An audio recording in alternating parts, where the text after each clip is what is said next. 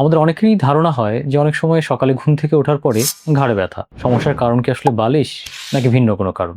আসলে আমরা কিছু কারণ জেনে নিই। সকালে ঘুম থেকে উঠেই দেখি অনেক সময় ঘাড় এত বেশি জ্যাম হয়ে গিয়েছে, ডানে বাঁয়ে আমরা ফেরানো যাচ্ছে না। এমন অভিজ্ঞতার মুখোমুখি আমরা মোটামুটি সবাই কম বেশি হয়েছি। কিন্তু এর জন্য আমরা সরাসরি অনেক সময় আমাদের বালিশকে দোষারোপ করি। তবে আপনার এই যে ধারণাটি, চিকিৎসা বিজ্ঞানের তথ্য অনুযায়ী এটা প্রায় সময়ই সত্য। ভুল বালিশের ব্যবহার ঘাড়ের ব্যথার অন্যতম প্রধান কারণ।